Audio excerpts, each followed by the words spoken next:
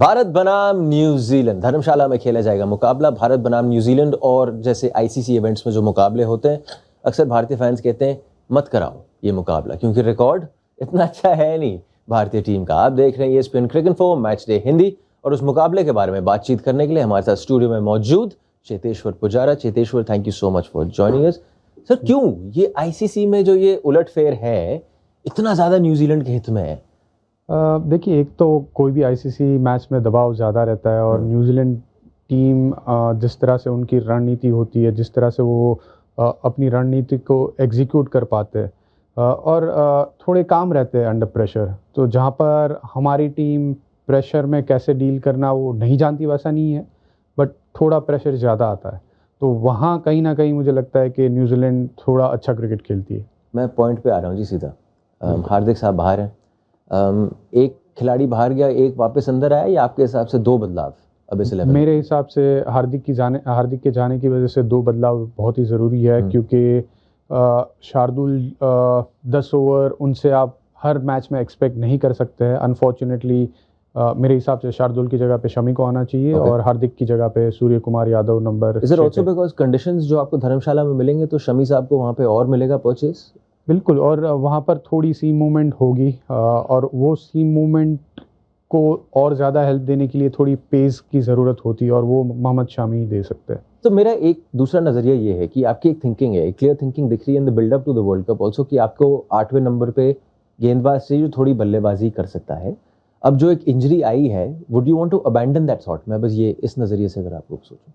देखिए, अभी हमारे पास चॉइस नहीं है। अगर आप शार्दुल के साथ कंटिन्यू करना चाहते हैं तो हार्दिक की जगह पे एक ही रिप्लेसमेंट है, वो है रविचंद्रन अश्विन का। तो आप ये मैच में 3 स्पिनर के साथ जा रहे हैं, जिसकी शायद धर्मशाला में ज़रूरत ना पड़े, क्योंकि हमारे पास दोनों स्पिनर बहुत ही अच्छी गेंदबाजी कर रहे हैं। जिस तरह से जडेजा और कुलदीप का कॉम्बिनेशन चल रहा है, मुझे नहीं लग रहा है कि 3 स्पिनर की यहाँ पर ज़रूरत है।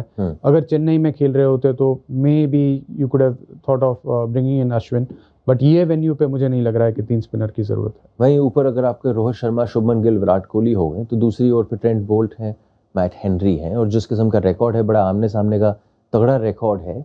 बट ये जो रोहित शर्मा है 2.0 जो हम बोल रहे हैं यहाँ पे मीडिया में, you suppose he is much better equipped to handle that moving ball? Definitely, और जिस तरह से उनका अभी तक अप्रोच रहा है, मेरे ख्याल से वही अप्रोच रखना चाहिए, बट थोड़ी देर के लिए। मुझे लग रहा है कि जहाँ पर धर्मशाला के विकेट में थोड़ी हेल्प हो सकती है सीमर्स के लिए, तो कहीं ना कहीं थोड़ा संभल के खेलना होगा। अप्रोच चेंज नहीं करना है, बट जो बॉल, और वैसे ही ऑलरेडी वो वैसे ही बल्लेबाजी करे कि जो बॉल मिले उसको ही मारना है। कुछ नया शॉट बनाने की ज़रूरत नहीं है, क्योंकि वो जिस तरह से बल्लेबाजी कर रहे हैं, बॉलर्स अंडर प्रेशर रहते हैं, थोड़ा भी लूज बॉल मिल रहा है तो वो उसको बहुत ही अच्छी तरह से पनिश कर रहे हैं। तो मेरे ख्याल से अप्रोच वही रखना है, बट ट्रेंट बोल्ट और हिंदी के सामने थोड़ा संभल के खेलना होगा। अक्सर ट्रेंट बोल्ट की हम ज़्यादा बात करते हैं क्योंकि इतना इन्होंने काम किया हुआ है, पर मैट हेनरी का कितना बड़ा योगदान होगा इस तेज़ गेंदबाजी में?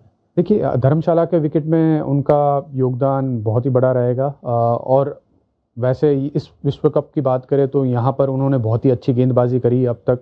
नए बॉल से मेरे ख्याल से वो काफ़ी इफ़ेक्टिव हो सकते हैं, ख़ास करके धर्मशाला के विकेट में, जहाँ पर थोड़ा बॉल सीम हो सकता है और उनका जो बॉल है गिर के थोड़ा अंदर की तरफ सीम होता है। तो वहाँ पर मेरे ख्याल से शुभमन गिल और रोहित शर्मा दोनों को थोड़ा ध्यान रखना होगा। मिडिल फेज कितना ज़रूरी है, गिवन कि आपके पास न्यूजीलैंड में भी गेंदबाज हैं, बल्लेबाज हैं जो मिडिल फेज में एकदम एक्सेलरेट कर सकते हैं या गेम को वापस ला सकते हैं? उसी लिहाज से अगर आप भारतीय टीम की अगर आप बात करें, यहाँ पे भी बल्लेबाज और गेंदबाज हैं, तो आपके हिसाब से ये जो मिडिल फेज है ये डिसाइड करेगा कि ये मुकाबला कहाँ जाने वाला है? बिल्कुल, और मिडिल फेज़ में कौन अच्छी बल्लेबाजी और कौन अच्छी गेंदबाजी करता है, वो उसके ऊपर काफ़ी ये मैच मायने रहेगा।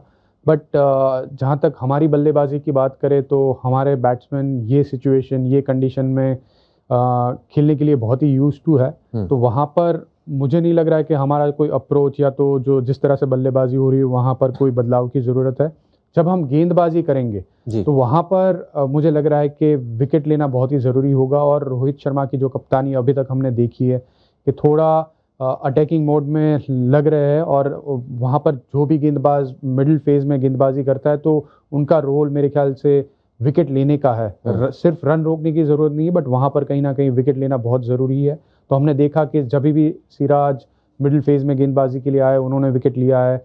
कुलदीप जिस तरह से गेंदबाजी कर रहे हैं वो विकेट ले रहे हैं, रविंद्र भी विकेट ले रहे हैं। तो वहाँ पर एक बहुत ही अच्छा संतुलन बना है कि 10 ओवर से लेकर 40 ओवर का जो फेज़ है वहाँ पर गेंदबाजी बहुत अच्छी हो रही है और वहाँ पर हम विकेट लेने में कामयाब हो रहे हैं।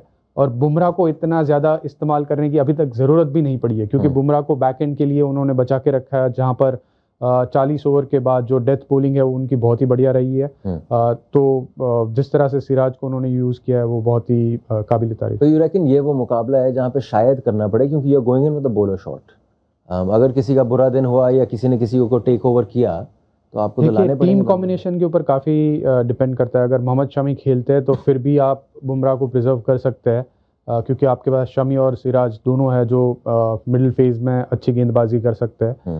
बट गेम की सिचुएशन के ऊपर भी काफ़ी मायने रखता है। अगर उनको अच्छी शुरुआत मिली है, ज़्यादा विकेट नहीं गिरे हैं, तो कहीं ना कहीं बुमराह को मिडिल फेज में भी गेंदबाजी करनी होगी। फाइनली चेतेश्वर, डेवन कॉनवे कितने अच्छे लग रहे हैं, क्योंकि एक तो उनके आंकड़े हैं आउटसाइड ऑफ इंडिया, इंडिया में आके और भी ज़्यादा बेहतर हो जाते हैं इनके आंकड़े। देखिए बहुत ही बढ़िया बल्लेबाज है और जिस तरह से इस विश्व कप में उनकी बल्लेबाजी हो रही है बहुत ही कॉन्फिडेंट दिख रहे हैं। बट कहीं ना कहीं हमारी रणनीति यही रहेगी कि अराउंड द स्टंप्स आके उनको स्टंप में ऑफ स्टंप में गेंदबाजी करें। एंगल तंग करता है क्या अगर आप अराउंड से आ रहे हैं? बिल्कुल, वो एंगल थोड़ा डिफरेंट हो जाता है, क्योंकि being a left hand batsman आप ओवर द स्टंप्स बॉलर को काफ़ी बार फेस करते हैं, तो ये एंगल बहुत ज़्यादा गेंदबाज यूज़ नहीं करते। और जब भी कोई गेंदबाज ये एंगल यूज़ करता है तो थोड़ा उससे बल्लेबाज यूज टू नहीं होता है और थोड़ी मुश्किल कहीं ना कहीं आती है।